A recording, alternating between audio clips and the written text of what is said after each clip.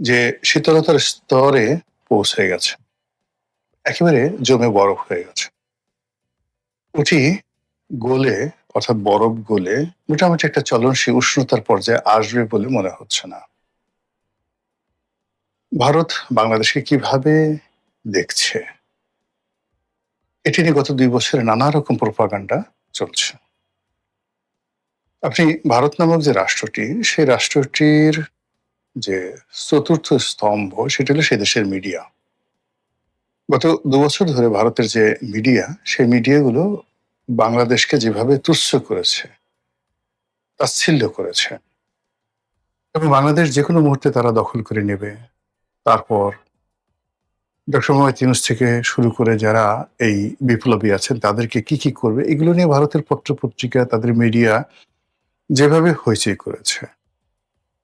এতে করে স্পষ্টতই আমাদের মনে হয়েছে যে আমাদের সঙ্গে সমতার ভিত্তিতে কোনো সম্পর্ক তো দূরের কথা। শেখ হাসিনার জমানাতে যে অধীনতামূলক একটা মিত্রতা ছিল, সেই মিত্রতাটাও ভারত আসলে শুরু করতে চাচ্ছে না। এই গেল ১। ২ নম্বর হলো যে আওয়ামী লীগ সরকারের পতনের পর বাংলাদেশে একটা প্রবল ভারত বিরোধী জনমত দাঁড়িয়ে গিয়েছিল। বিভিন্ন সামাজিক মাধ্যমে যারা সোশ্যাল ইনফ্লুয়েন্সার আছে তাদের ক্রমাগত প্রচার এবং প্রোপাগান্ডার ফলে আমাদের মনে হতো বা এখন অনেকের মনে হচ্ছে যে আমাদের দেশটাকে রীতিমতো ভারত ফোকলা করে দিয়েছে। বাংলাদেশে ১ জন ২ জন নয়, কোটি, কোটি মানুষ, জামাতপন্থী যারা মানুষ, তারা মনে করে আমাদের যে স্বাধীনতার সূত্রটা, স্বাধীনতার শুরুটা, এটা ৪৭ থেকে শুরু হয়েছে। তারা ১৯৭১ সনের যে মহান মুক্তিযুদ্ধ, এই মুক্তিযুদ্ধকে আসলে সম্মানের সাথে স্বীকার করতে চায় না। তারা যেটা বলে যে আমরা এটা পেয়ে গেছি, কিন্তু এতে আমাদের অনেক ক্ষতি হয়েছে। আর যদি পাকিস্তানের সঙ্গে আমরা একীভূত থাকতাম, এই দুটো বৃহৎ মুসলিম জনগোষ্ঠী মিলে আমাদের এখন প্রায় ৪০ কোটি আমরা থাকতাম এবং আমরা এখন পাকিস্তানের সঙ্গে থাকলে একটি পরমাণু শক্তিধর দেশে পরিণত হতাম। তো সেখানে আসলে ভারত চক্রান্ত করে আমাদেরকে আলাদা করে দিয়েছে এবং একটা অনাহত যুদ্ধ আমাদের ঘাড়ের উপর চাপিয়ে দিয়ে আমাদের এই সেন্ট্রাল ট্রেজারি থেকে তারা টাকা-পয়সা লুট করেছে। তারপর আমাদের অস্ত্রশস্ত্র নিয়ে গেছে এবং এটাকে একটা তাবেদার রাষ্ট্র বানানোর জন্য, পরকীয়া রাষ্ট্র বানানোর জন্য ভারত চেষ্টা করছে এবং এই যে প্রচার এবং প্রোপাগান্ডা, এটা আগে গোপনে, গোপনে হতো কিন্তু গত ২ বছর ধরে এটা একেবারে প্রকাশ্যে, নির্লজ্জভাবে এই জিনিসটা করা হচ্ছে। ফলে কি হলো? হাজার, হাজার ভারতীয় সৈন্য কিন্তু ১৯৭১ সনে মহান মুক্তিযুদ্ধে তারা শহীদ হয়েছেন বা নিহত হয়েছেন। আমাদের মুক্তিযোদ্ধাদের যে বিরাট অবদান, ২ লক্ষ মা-বোনের ইজ্জত, ৩০ লক্ষ মানুষের আত্মাহুতি এবং ৯ মাসের সশস্ত্র সংগ্রাম। এর সাথে যারা জড়িত তাদের সবারই অন্তরাত্মা কাঁপছে। খুবই বিক্ষুব্ধ হয়ে পড়ছে গত ২ বছর ধরে। এবং এর ফলে কি হলো? এই গত ২ বছরে যেভাবে ভারত বিরোধী একটা ন্যারেটিভ এক পক্ষ তৈরি করার চেষ্টা করছিল, ঠিক একইভাবে আবার জনমত, একটা বিরাট জনমত ভারতের পক্ষে চলে গেছে।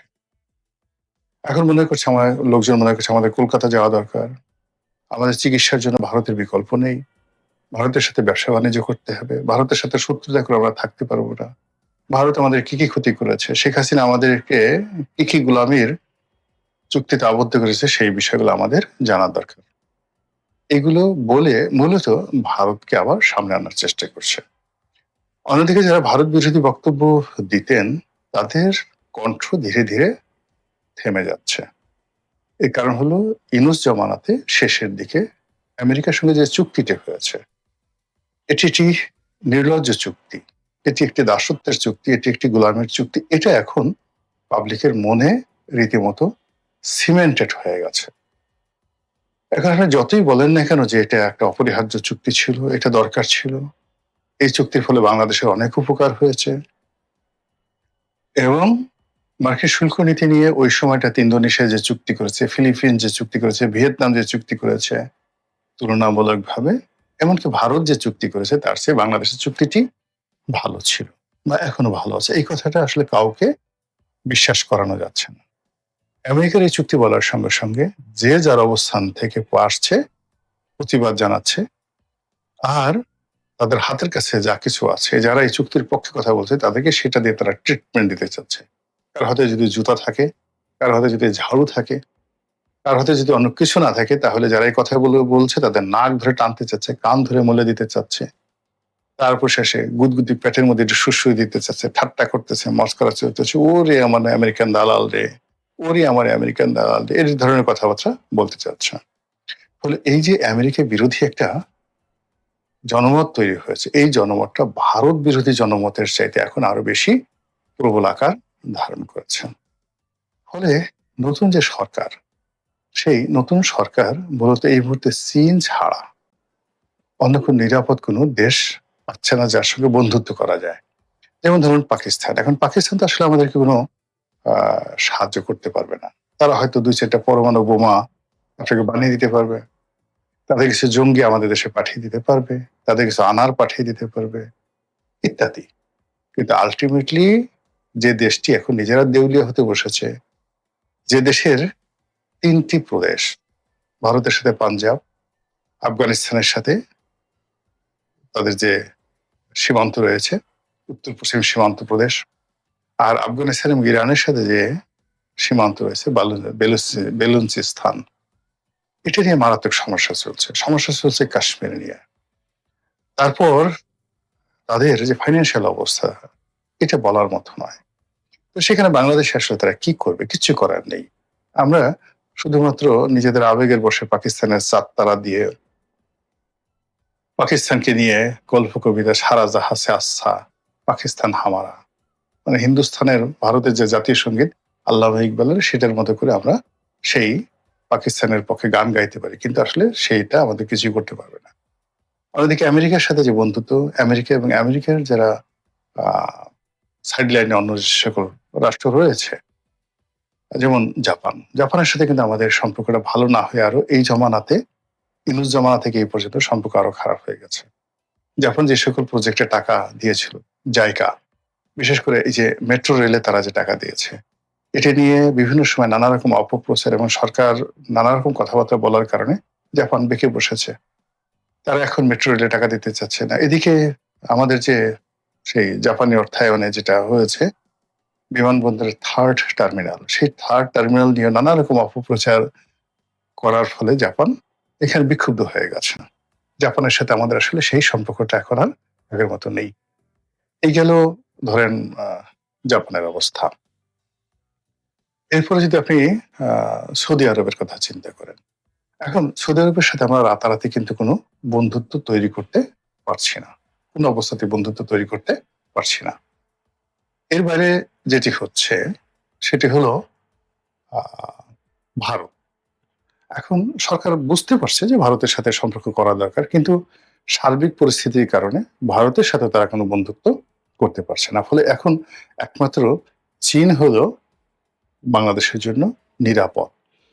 কিন্তু চীন তো আসলে যে লজিস্টিক সাপোর্ট গুলো আমাদের দরকার এই মুহূর্তে, আমেরিকাকে মোকাবেলা করার জন্য, ভারতকে মোকাবেলা করার জন্য যে ধরনের লজিস্টিক সাপোর্ট দরকার, সেই লজিস্টিক সাপোর্ট আমরা চীন থেকে পাবো না। আমরা তাদের কাছ থেকে ফাইন্যান্সিয়াল এইড পাবো, প্রজেক্ট পাবো, কিন্তু আমাদের পলিটিক্যাল যে শেল্টার দরকার, তারপর আমাদের যে মিলিটারি শেল্টার দরকার, ভারতের কূটনীতিকে মোকাবেলা করার জন্য যা কিছু দরকার, সেটা আমরা পাচ্ছি না।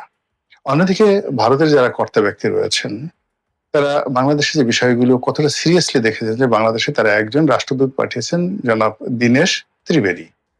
এই যে জনাব দীনেশ ত্রিবেদী, তিনি আসছেন কিন্তু কোনো সুবিধা করতে পারছেন না। একজন ভারতের পূর্ণ মন্ত্রীর পদমর্যাদা সম্পন্ন সিনিয়র একজন ডিপ্লোম্যাট, ওনার কথাবার্তা হাঁটাচলা দেখলে আপনি বুঝতে পারবেন তার আভিজাত্যটা কোন পর্যায়ে। ওই পর্যায়ের কোন রাষ্ট্রদূত বাংলাদেশে কোন দেশ থেকে কখনো আসেননি। আর তার মতো এরকম একজন প্রাজ্ঞ, একজন সিজেন্ট পলিটিশিয়ান আমাদের দেশেও আমি আসলে দ্বিতীয় দেখি না। অথচ এই মানুষটি বাংলাদেশে এসে উঠতে বসতে, অর্থাৎ ড্যান ডাব্লিউ মজিনা যেভাবে শেখ হাসিনার জমানাতে লাঞ্ছিত হতেন, তিনিও অলমোস্ট ঠিক সেইভাবে ওনার একেবারে প্রথম দিন থেকে তিনি লাঞ্ছিত হচ্ছেন। তিনি যেদিন বাংলাদেশে ঢুকলেন, কি একটা কথা বললেন, সেটা নিয়ে অনেকদিন ট্রল হলো বাংলাদেশে। সেই বেনাপোলে তিনি কথা বললেন। এরপর বাংলাদেশে অনেকদিন তিনি বসে থাকলেন। তারপর তিনি রাষ্ট্রপতির কাছে তার পরিচয়পত্র দিলেন। তারপরে পররাষ্ট্রমন্ত্রীর সাথে দেখা করার জন্য তাকে ১ মাস বসে থাকতে।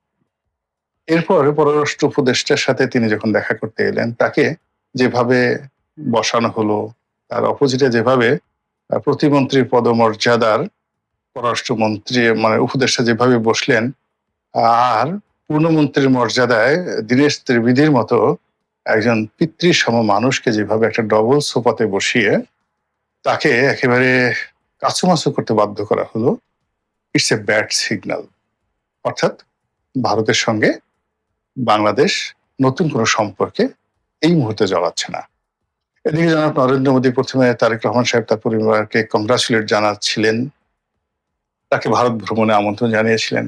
কিন্তু পরবর্তীতে কি কারণে হলো, সেখানে টানাপোড়েন তৈরি হলো। আবার এখন জনাব তারেক রহমান সাহেবকে সেখানে একটি সম্মেলনে অংশগ্রহণ করার জন্য তিনি দাওয়াত দিয়েছেন।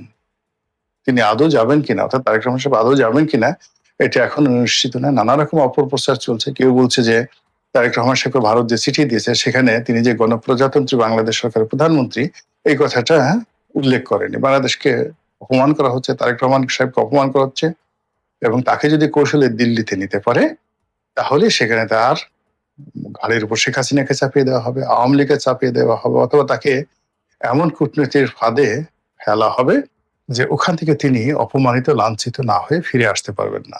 এই কারণে যারা তারেক রহমান সাহেবের শুভানুধ্যায়ী অনেকে বলছেন যে না, তার সেখানে যাওয়া ঠিক হবে না, তিনি তার চেয়ে বরং জাতিসংঘ অধিবেশনে যাবেন, সেখানে তিনি ১০ দিন থাকবেন, সেখানে আমেরিকার সাথে সম্পর্ক স্থাপন করবেন আরো ভালো করে। সেটা হলো যে বাঘের লেজ হয়ে থাকাও ভালো। বাঘের লেজ হয়ে থাকা ভালো। আমেরিকার সাথে সম্পর্ক থাকলে আমেরিকা যদি তারেক রহমান সাহেবকে ওন করে, বাংলাদেশকে ওন করে, তাহলে অনেক কিছু হতে পারে। তো সেই দিক থেকে আপনি যদি এখন চিন্তা করেন, তাহলে আপনি বুঝতে পারবেন যে বাংলাদেশের যে কূটনীতি, বাংলাদেশের যে পররাষ্ট্রনীতি, এই মুহূর্তে অতীতের যে কোনো সময়ের চাইতে জটিল হয়ে পড়েছে। আর এই সরকার, বর্তমান সরকার গত ৬ মাস ধরে সে